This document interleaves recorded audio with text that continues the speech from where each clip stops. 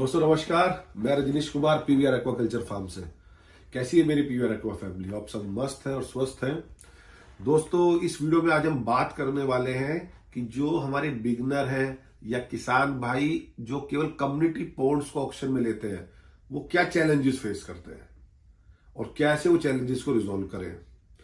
दोस्तों जितने भी हमारे कम्युनिटी पॉन्ड्स होते हैं, जिन्हें हम गांव के पोखर कहें, तालाब कहें, जो हमें रेवेन्यू डिपार्टमेंट से या मछली विभाग से, मतलब किसी ना किसी गवर्नमेंट एंटिटी से हमें वो मिलते हैं, तो हमें सबसे पहले जब भी हम उसे ऑक्शन में लें या बिड करें तो हमें क्या प्रॉब्लम फेस होने वाली है या क्या चैलेंज आएंगे, हमें एक बार उसका सबसे पहले फिजिकल विजिट करना चाहिए। हम केवल कम्युनिटी पॉन्ड्स इसलिए लेते हैं, ओनली वन रीजन, कि उनकी लीज बहुत कम होती है। उनकी लीज पर ईयर बढ़ती नहीं है। एक्सेप्ट रेवेन्यू डिपार्टमेंट के पोखरों के अलावा किसान भी अपना हर 1 साल 2 साल में रेंट इंक्रीज करता है। आपका फिशरी डिपार्टमेंट भी अपनी वाटर बॉडीज का रेंट इंक्रीज करता है। हर चीज का रेंट इंक्रीज होता है, लेकिन एक चैलेंज ये रहता है, हमारी मछली का प्राइस इंक्रीज नहीं होता। इवन सीड का प्राइस बढ़ता है, फीड का प्राइस बढ़ता है।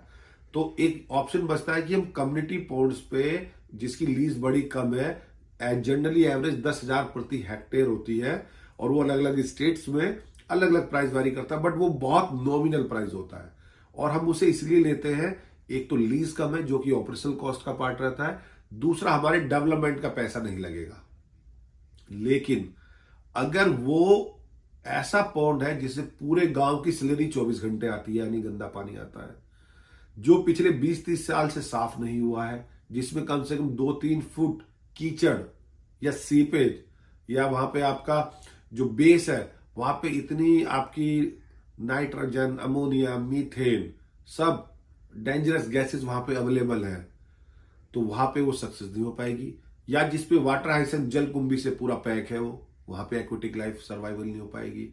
हमें गांव के पॉन्ड को लेने से पहले फिजिकल विजिट करके हम उसकी हिस्ट्री जानने की कोशिश करें, वहां की लोकल कम्युनिटी से, जो लोकल गांव के पे, कि कितना पानी इसमें आ जाता है, बरसात में, गर्मी में कितना रह जाता है, यहाँ पे इलेक्ट्रिसिटी कनेक्शन लग पाएगा नहीं लग पाएगा। क्योंकि एक भाई की बड़ी अच्छी क्वेरी थी कि सर अर्थन पॉन्ड ले लिया बट वो सक्सेस नहीं हो पा रहा है, और उसने 4-5 हेक्टेयर का लिया है। मैंने भी 2 पॉन्ड लिए हुए हैं, बट पूरे बेस्ट एफर्ट्स कर रहा हूं, लेकिन वहां भी बहुत सारे चैलेंजेस आते हैं। तो अब वो चैलेंजेस हम ओवरकम कैसे कर पाएंगे? क्योंकि हमने केवल वो इसलिए लिया है कि मेरी डेवलपमेंट कॉस्ट बच जाए, लेकिन अगर मेरी उसे जिंदा करने में, उसे रिनोवेट करने के, रिज्यूनेट करने में, तो अगर मेरे पैसे एक प्लेन लैंड में बनाने से भी ज्यादा लग जा रहे हैं तो मैंने कोई फायदा नहीं किया। हमें बड़ा ध्यान रखना होगा कि जो हम अर्थन गांव के पॉन्ड ले रहे हैं उसे मेरी डेवलपमेंट कॉस्ट ना लगे। अगर वहां पे भी मेरी डेवलपमेंट कॉस्ट सब, क्योंकि अगर कोई पूरा गंदा तालाब है, सबसे पहले आप उसकी जल कुंभी वाटर हाइसेंस निकालोगे, फिर पानी को डीलॉक करोगे, फिर जो उसमें कीचड़ हुआ पड़ा है वहां पे उसको रिमूव करोगे, वो एक बहुत बड़ा टास्क है। फिर उसे कहां डंप करोगे, वो उससे बड़ा टास्क है। फिर आप उसे नया बनाओगे, फिर वहां पे जो गांव वाले रहेंगे उनके चैलेंजेस आएंगे जब आप उसका मेजरमेंट कराओगे। फिर वहां पे उसे रिफिल करने के लिए एक बोरवेल, या जहां गांव का गंदा पानी आ रहा है वो पानी डाइल्यूट होता रहे, या वो हम कहेंगे संतुलन उसके पैरामीटर्स का बना रहे, हम एक नई बोरवेल टॉपअप के लेकर आएंगे, फिर मछलियां स्टॉक करेंगे। अगर इस प्रतिक्रिया में मेरी कॉस्ट, अगर मैं कोई नया 4-5 एकड़ की लैंड लेके बनाता हूं, बस वहां पे मेरा टाइम लगेगा, लेकिन यहाँ पे मेरा पैसा भी लग रहा है, टाइम भी लग रहा है। जो मैं सोच रहा था कि मैं यहाँ पे जो डेवलपमेंट कॉस्ट है वो 1 टाइम में लगा के पर ईयर देता रहूंगा, लेकिन उससे ज्यादा कॉस्ट लग गई है।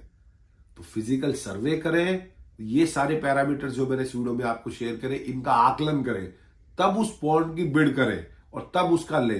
क्योंकि आपने पॉन्ड ले लिया, ये सब बड़ा इजी रहता है, सबको रेवेन्यू मिल जाता है, लेकिन आपके पैसे कब आएंगे? आप कब मछली बेच पाएंगे? आप मछली से रेवेन्यू कब बुक कर पाएंगे? आपका सीड का सर्वाइवल कब आएगा? कब वो मछली बड़ी होके देखा जाएगा? तो ये चैलेंजेस आएंगे आपको। तो आप बने रहे अपने पीवीआर एक्वा यूट्यूब चैनल पर और जानते रहे फिश वाला रिलेटेड बातें। धन्यवाद।